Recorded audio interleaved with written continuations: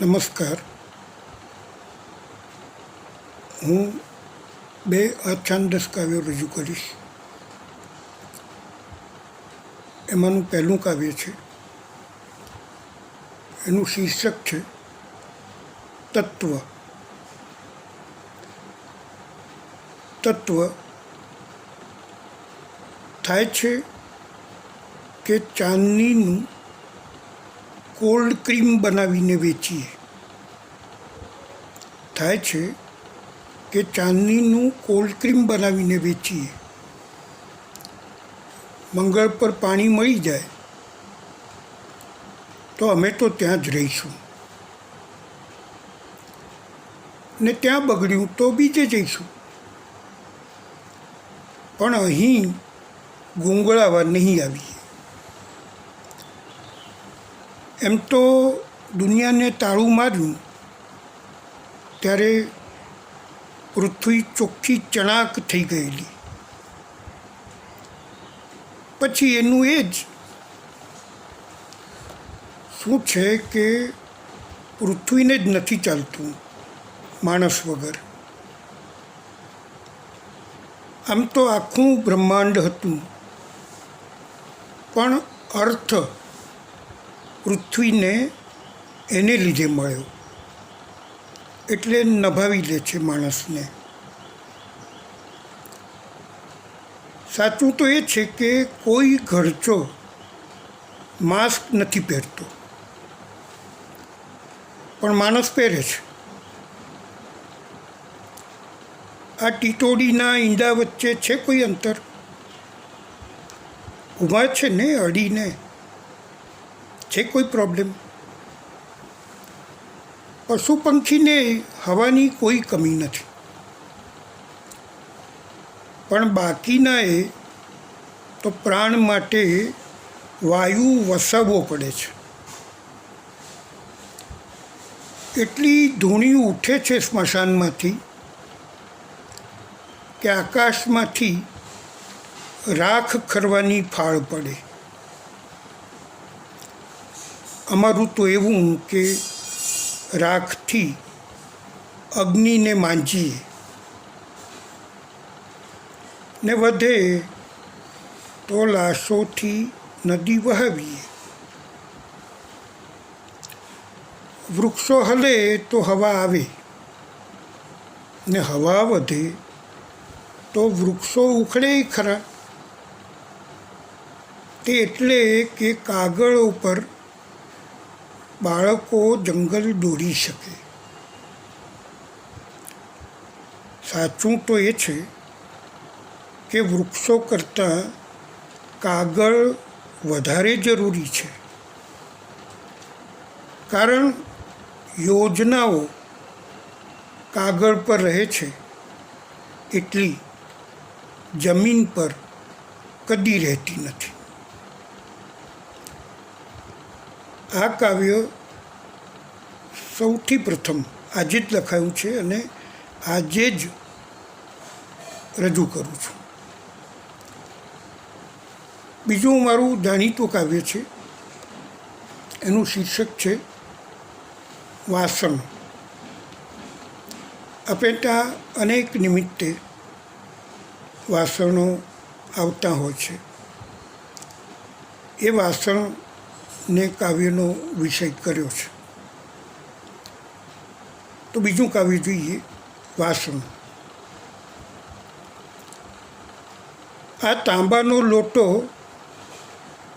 અશોક વસંતરાવ કળવીણકરના સ્મરણાર્થે ઘરમાં આવેલો.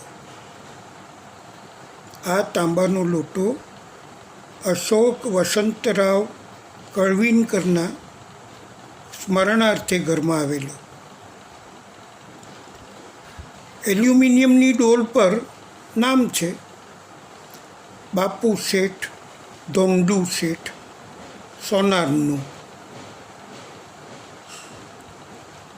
એલ્યુમિનિયમની ડોલ પર નામ છે બાપુ શેઠ ધોંડુ શેઠ સોનારનું. નામ કોતરનારે ધોંડુને બદલે ઘોડું કોતરી મારેલું. પણ નામ હતું ને કોતરાઈ ચૂક્યું હતું.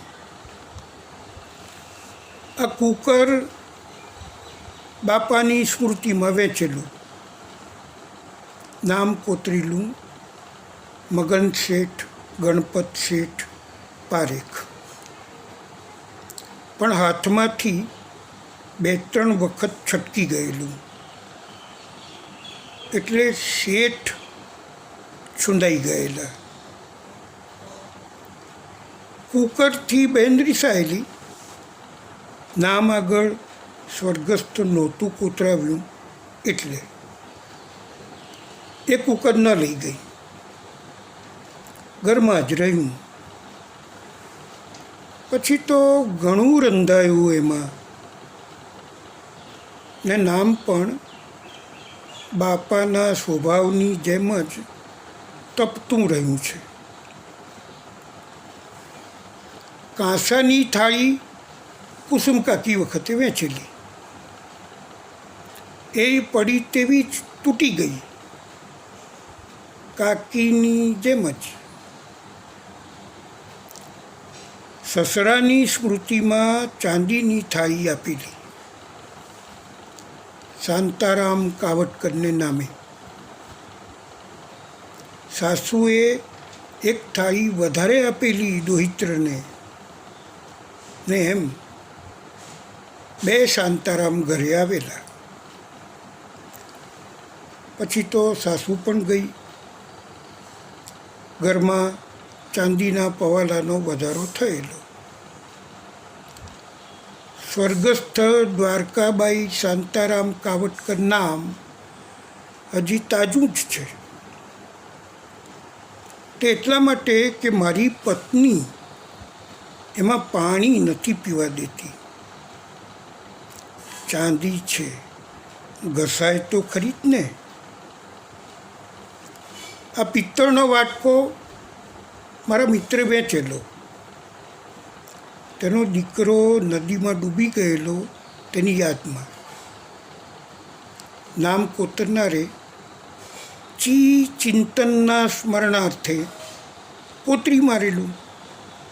પણ થાય શું, નામ હતું ને ચિરંજીવી કોતરાઈ ચૂક્યું હતું.